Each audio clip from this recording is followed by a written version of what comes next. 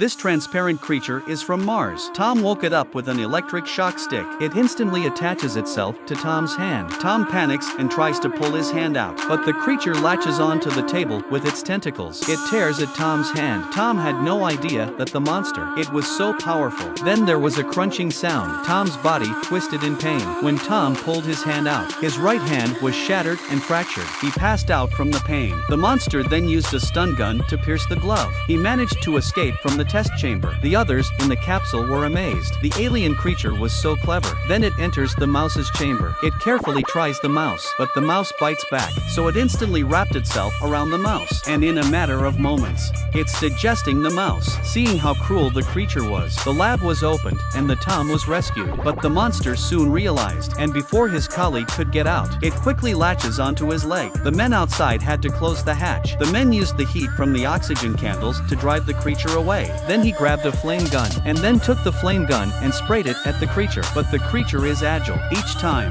it manages to avoid it. Soon the flamer runs out of fuel. The man is no longer a threat to it, so it lunges straight into the man's face. It dives straight into the man's mouth, swallowing the man's guts and organs with abandon. In an instant, the man's mouth is spilling out in a huge cloud. The body is gradually emptied and turned into a dry household. When the creature emerges from the man's mouth again, it had grown much larger. At this point, the creature crawled up the airstream towards the sprinkler hole. The crew rushed to close the sprinkler holes one by one, but the creature is too clever. But the monster is too clever to close the last vent. It bursts through. It's inside the station. The astronaut is repairing equipment outside the space. The moment she opens the valve on the equipment, the monster suddenly bursts out from inside. It has attached itself to the spacesuit. It has now wrapped itself around the astronaut's feet. The astronaut slowly crawls towards the hatch, but a few drops of coolant appear in his helmet. It seems that the monster has damaged the suit's cooling system. Crawling bit by bit is clearly too slow, so she unhooks her safety harness. Then she leaps.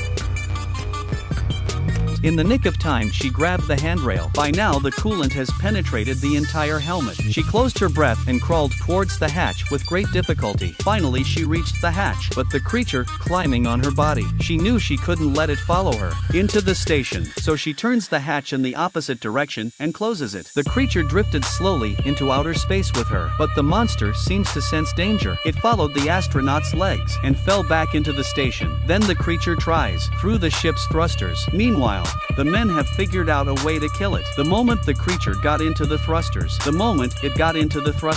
the ship was fired, but the monster was too slippery. Not only did they fail to break it to death, it wasted a lot of fuel on the ship. If we keep firing, the fuel would have run out. They would not be able to return to Earth. Abandon the ignition. The monster will get into the ship. In the middle of a dilemma, they had the idea to lure the monster into an enclosed capsule and then evacuate all the oxygen, forcing the monster into a dormant state. But just when everything is ready to go, Tom suddenly collapses. A colleague rushed to pull Tom's clothes off. The monster is now attached to his leg. The monster had been let in by Tom. Tom had feelings for it, but the monster had eaten Tom's leg to the bone. The monster had grown even bigger by now. The three men fled in a panic. The monster quickly followed them.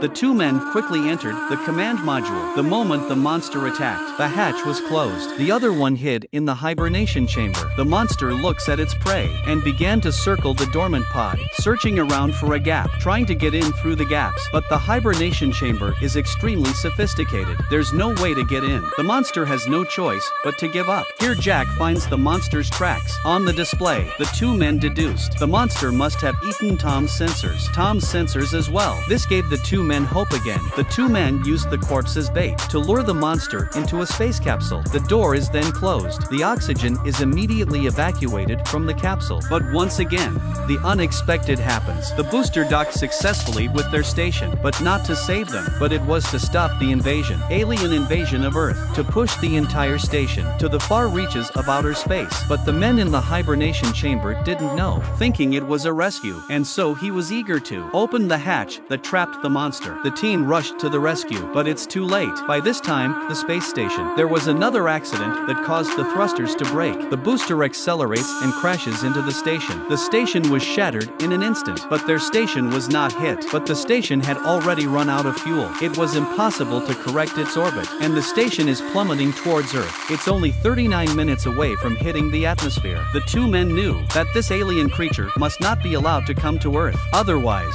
the human race would be doomed. So Jack decides to lure the creature to his lifeboat. Let the creature and himself fly into outer space. Let Milan return to Earth in another escape pod. So the man took the initiative and went out, using oxygen to emit heat. Successfully draws the monster to his escape pod. Milan took the opportunity to enter the other escape pod as well. Heading for Earth, the escape pod travels through the atmosphere. It finally makes it to the surface. Fishermen at sea spotted the escape boat. They were curious and went to check it out. Jack was surrounded by tentacles and trapped inside. Jack cries out, "Don't open the hatch!"